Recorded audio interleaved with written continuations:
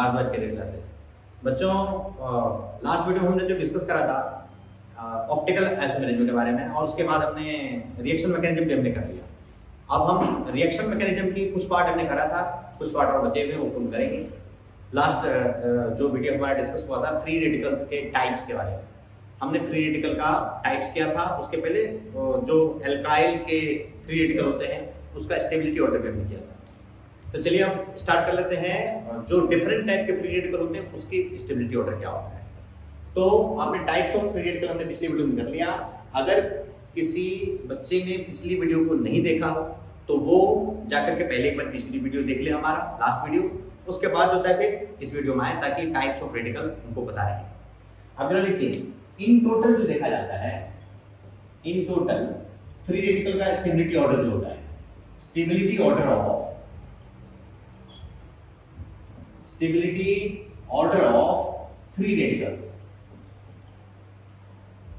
जो होता है, सबसे कम स्टेबल हो गया एल्काइल वाला, और एल्काइल के 1 degree 2 degree 3 degree alkyl radical हो गया, एल्काइल फ्री रेडिकल का स्टेबिलिटी ऑर्डर ये हुआ।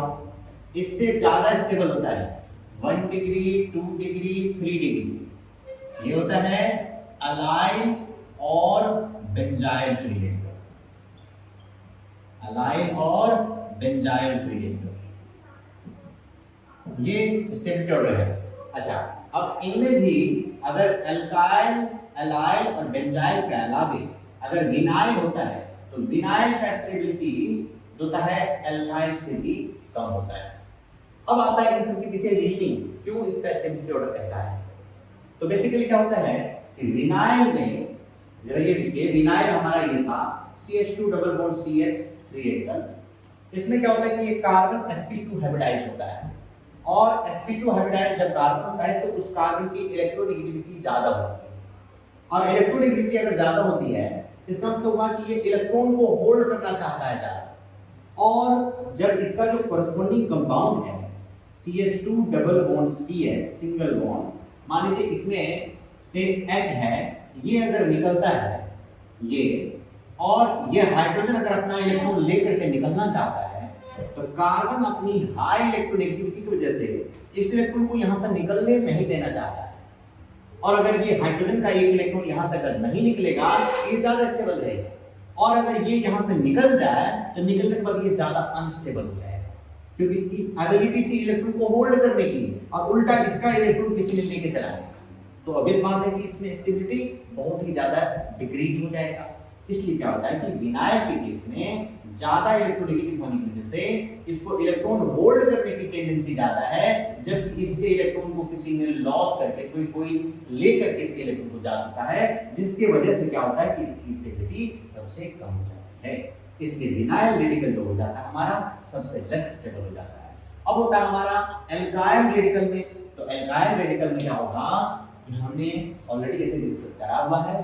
तो एल्काइल रेडिकल में क्या होगा कि इंडक्टिव इफेक्ट एक्सप्लेन करता है उसकी स्टेबिलिटी को। जैसे CH3 free radical, CH3 CH2 free radical, CH3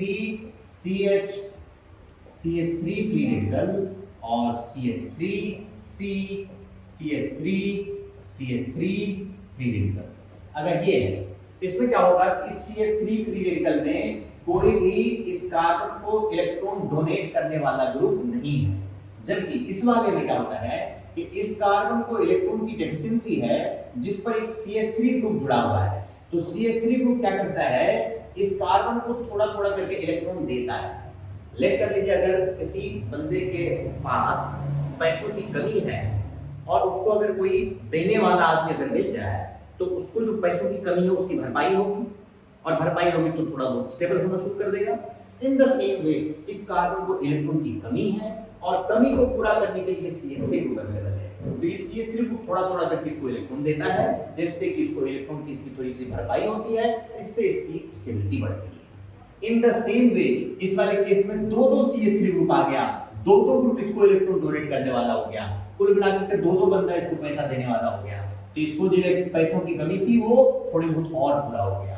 और इस केस में क्या हुआ, 1 2 और 3 तीन बंदे मिलकर के इसको पैसे देने लगे, तीन मिलकर के इसको इलेक्ट्रॉन डोनेट करने लगा, जिससे इसको इलेक्ट्रॉन की कमी लगभग ना के बराबर हो गया, यानी कि इसकी इलेक्ट्रॉन की कमी पूरी की पूरी लगभग न्यूट्रलाइज होने के पास है।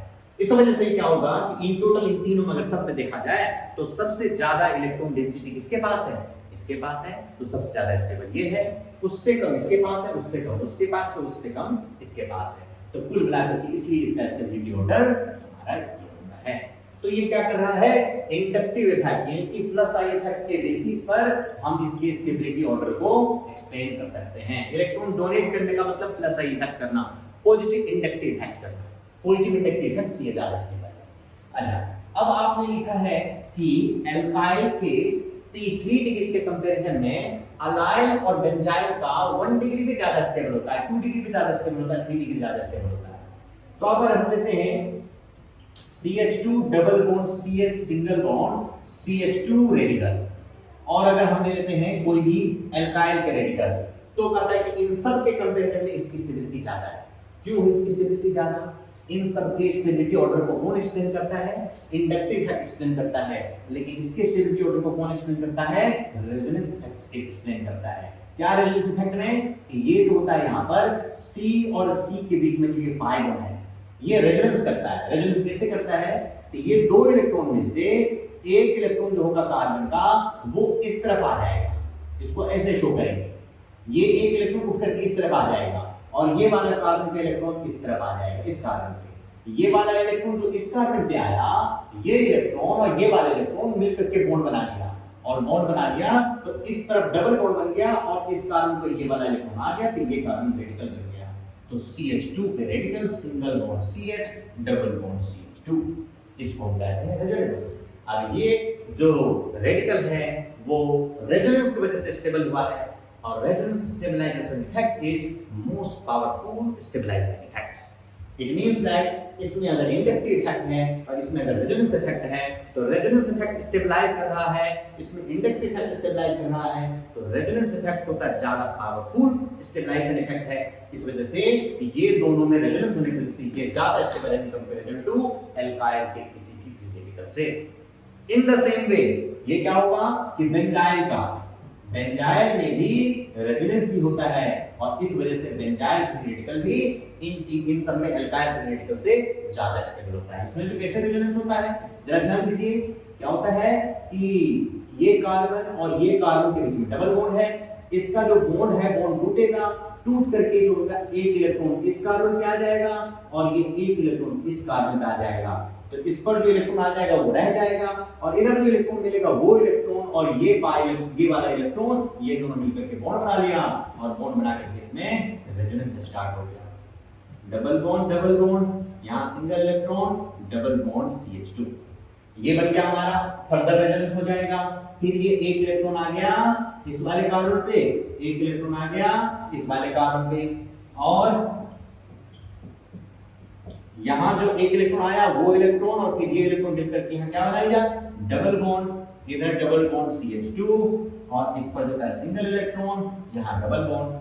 फिर अगला बॉन्ड टूटेगा, ये बॉन्ड टूट करके यहाँ को आया, ये बॉन्ड टूट करके यहाँ को गया, और यहाँ जो इलेक्ट्रॉन आएगा ये दोनों बॉन्ड बना लेगा, और बॉन्ड बना करके ऊपर वाला कार्बन रेडिकल रह जाएगा, यहाँ रेडिकल रह गया, ये double bond double bond double bond CH2, ये बन गया।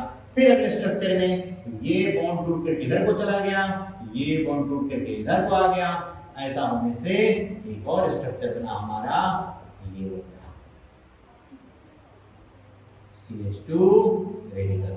कुल मिलाकर के इसमें भी रेजोनेंस हुआ, और इसके रेजोनेंस में 5 स्ट्रक्चर बने हैं, जबकि एलाइलिक के रेजोनेंस में 2 ही स्ट्रक्चर बने हैं।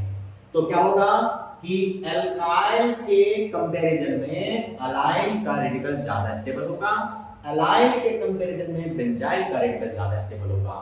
एलाइल और बेंजाइल में अगर कंपैरिजन किया जाए तो अगर सेम डिग्री का है, यानी कि ये भी 1 डिग्री का एलाइल रेडिकल और ये भी 1 डिग्री का बेंजाइल रेडिकल, इन दोनों के सेम डिग्री में अगर स्टेबिलिटी ऑर्डर पता किया जाए तो बेंजाइल का 1 degree will be more stable radical in comparison to allyl का 1 डिग्री। लेकिन अगर डिफरेंट डिग्री में अगर किया जाए तो जिसकी डिग्री इन दोनों में ज्यादा होती है स्टेबिलिटी उसी का ज्यादा होता है।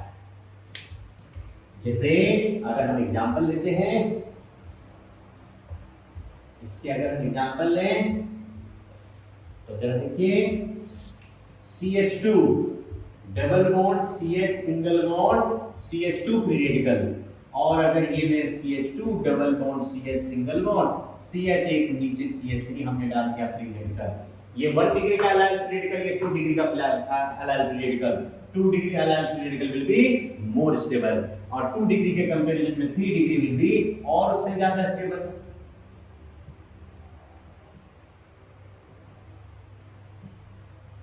ये और ये इससे भी ज्यादा stable. In the same way benzyl का भी होगा, बेंजाइल के 1 डिग्री से ज्यादा, बेंजाइल का 2 डिग्री से ज्यादा, बेंजाइल का 3 डिग्री स्टेबल होगा। ये हो गया।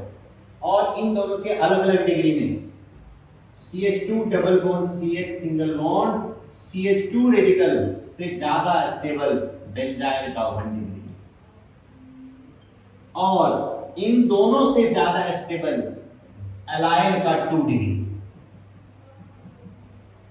एलाइल का 2 degree will be more stable in comparison to allyl के 1 degree as well as benzyl के 1 डिग्री, और इसके 2 डिग्री से ज्यादा स्टेबल बेंजाइल का 2 डिग्री।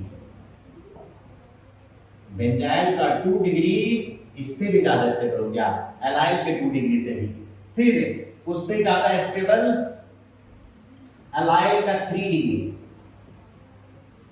एलाइल का 3 डिग्री बेंजाइल के 2 डिग्री से ज्यादा स्टेबल है, और बेंजाइल का 3 डिग्री एलाइल के 3 डिग्री से भी ज्यादा स्टेबल है। ये है इसका कुल स्टेबिलिटी ऑर्डर। कुल मिलाकर के सबसे less stable vinyl free radical, उससे ज्यादा स्टेबल एलाइल फ्री रेडिकल, और एलाइल और बेंजाइल फ्री रेडिकल दोनों इक्विवेलेंट स्टेबल होता है, लेकिन इन दोनों में भी एलाइल और बेंजाइल में भी जिसकी डिग्री ज्यादा है उसकी स्टेबिलिटी ज्यादा है। तो कुल मिलाकर के ये हमारा फ्री रेडिकल का स्टेबिलिटी ऑर्डर है। इसके बेसिस पर आपको क्वेश्चन आ जाता है एग्जाम में कि कौन सा मोर स्टेबल है, कौन सा लेस स्टेबल है फ्री रेडिकल। तो जरा देखिए, मैं कुछ क्वेश्चन देता हूं, इस क्वेश्चन को आप लोग ट्राई करिए और ट्राई करके हमें बताइए। अगर किसी क्वेश्चन में प्रॉब्लम होती है तो कमेंट में आप लिखिए, हमारे जो कमेंट सेक्शन होते हैं उसमें आप लिखिए कि इसमें हमें दिक्कत आ रही है, नहीं समझ में आ रहा है, तो मैं उसको अगले वीडियो में एक्सप्लेन कर दूंगा। जरा ये देखिए, आपको करना है, अरेंज करना है इंक्रीजिंग ऑर्डर ऑफ स्टेबिलिटी में। पहला है CH3 CH CH3 radical, CH3 CH2 CH2 radical, CH3 CH CH3 CH2 radical,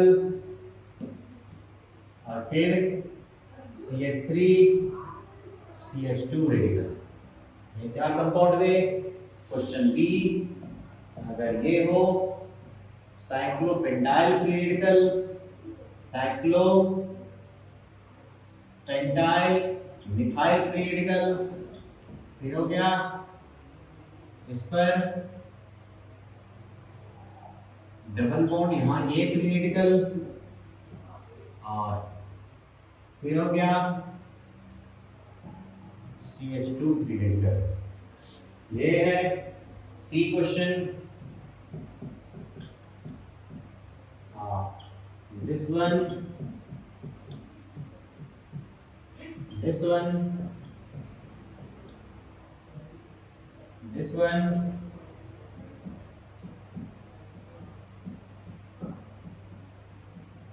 this one। 3 question दिए, एक लास्ट क्वेश्चन और दूंगा, इसमें आपको पता करना होगा मोर स्टेबल कौन है।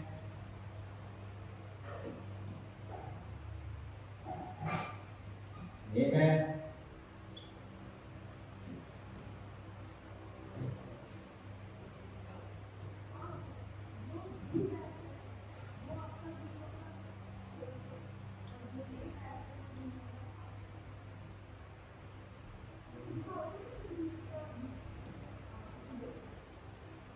ये 4 क्वेश्चन हमने आपको दिए हैं, इन 4 क्वेश्चन को आप ट्राई करें और ट्राई करके जो है इसके आंसर लिखें, और आंसर अगर समझ में आ जाता है तो ठीक है, नहीं तो अगर कोई प्रॉब्लम होती है तो आप कमेंट में हमें कमेंट कीजिए कि सर इस क्वेश्चन का प्रॉब्लम नहीं, ये सॉल्व नहीं हो पा रहा है, तो मैं नेक्स्ट वीडियो में उसको डिस्कस करूँगा। ओके बच्चों, इस वीडियो में इतना ही, हम अगले वीडियो में अगला टॉपिक डिस्कस करेंगे। Thank you.